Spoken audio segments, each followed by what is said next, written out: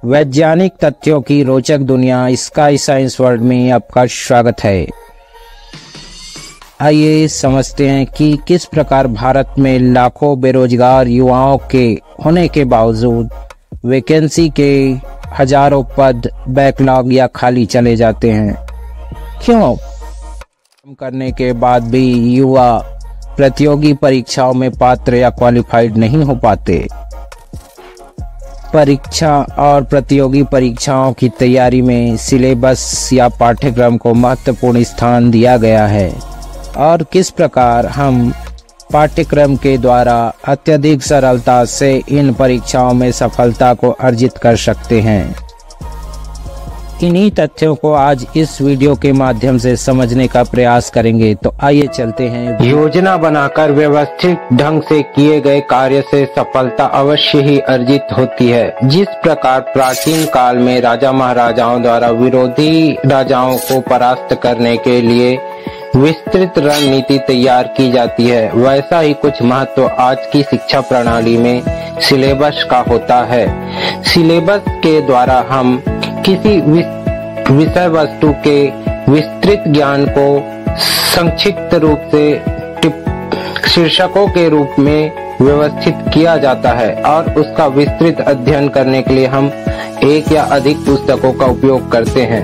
स्कूली शिक्षा में केवल एक पुस्तक के द्वारा ही ज्ञान प्राप्त किया जाता है, परंतु जब हम महाविद्यालयीन शिक्षा या प्रतियोगी परीक्षाओं के लिए अध्ययन करते हैं तो वहाँ हमें एक या एक से अधिक पुस्तक की आवश्यकता होती है, जिनमें ज्ञान का जो स्तर होता है वो अलग अलग होता है और उसको व्यवस्थित करने के लिए सिलेबस या पाठ्यक्रम का महत्वपूर्ण स्थान होता है और पाठ्यक्रम के द्वारा ही हम सभी पुस्तकों द्वारा अर्जित जानकारी को एक ही क्रम में व्यवस्थित कर सकते हैं।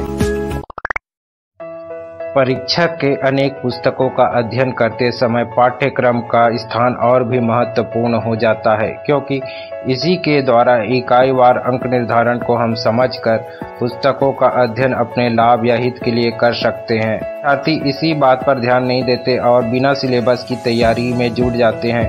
केवल पुस्तकों के अध्ययन से उन्हें यह ज्ञात नहीं होता कि किस इकाई पर उनको कितना अंक अर्जित करना है और उस बुक में कौन से शीर्षक या टॉपिक ऐसे हैं जिनका उपयोग उस परीक्षा में होना नहीं है। इसीलिए प्रतियोगी परीक्षाओं की तैयारी करते समय उस परीक्षा के सिलेबस को ध्यान रखना अति महत्वपूर्ण हो जाता है।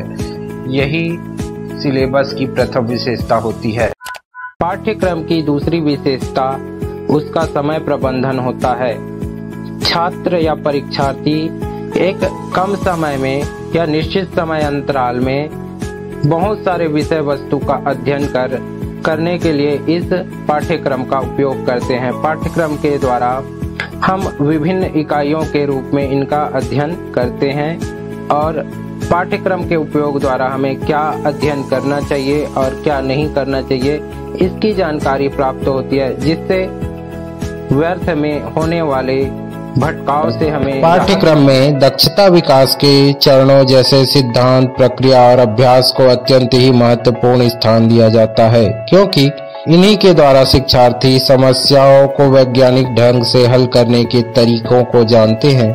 यही वैज्ञानिक ढंग ही परीक्षार्थी को परीक्षा के साथ साथ जीवन में भी सफलता के मार्ग पर उनकी उन्नति को प्रशस्त करते जाते हैं। पाठ्यक्रम की संरचना को स्पष्ट और सुसंगठित रूप से तैयार किया जाता है, जिसके द्वारा परीक्षार्थी अपनी परीक्षा की तैयारी बिना किसी मेहनत के सरलता पूर्वक कर सके और इसके गुण के कारण समय समय पर पाठ्यक्रम में बदलाव किए जाते हैं, ताकि तात्कालिक दृष्टि से जो विषय वस्तु है उनमें आए परिवर्तन को उसमें जोड़ा जा सके। और यही प्रतियोगी परीक्षाओं की दृष्टि से महत्वपूर्ण होता है, जिससे योग्य उम्मीदवारों का चयन हमेशा प्रतियोगी परीक्षाओं में किया जाए और जो एक अच्छे नागरिक बनकर अपने कार्य को मेहनत और लगन से कर सकते। हम पाठ्यक्रम के विभिन्न परिक्षेत्रों में लाभ को देखते हैं। छात्रों के लिए पाठ्यक्रम का लाभ उनके अधिगम को सरल और सहज बनाना होता है और समय प्रबंधन के द्वारा पाठ्यखंडों में प्राप्त जानकारी को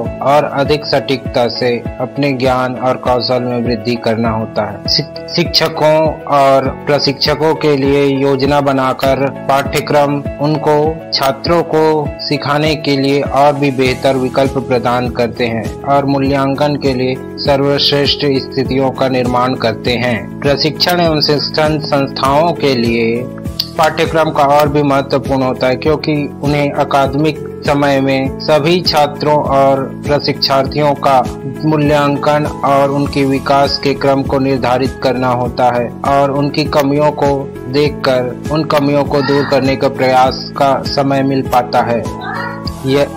यह थी मेरी छोटी सी प्रस्तुति परीक्षा के संदर्भ में पाठ्यक्रम का महत्व पर। अगर आपको अच्छा लगा हो तो लाइक करें, सब्सक्राइब करें, फॉलो करें और पसंद ना आया हो तो डिसलाइक बटन दबाएं, 2 बार दबाएं ताकि पता चले कि आपको कितना ना पसंद आया। अपने सुझाव और शिकायत कमेंट के रूप में अवश्य ही भेजें ताकि मुझे अपने राह में और अधिक सुविधा हो सके, ताकि आपके लिए उपयोगी एवं महत्वपूर्ण वीडियो तैयार करते रह सकूं। धन्यवाद।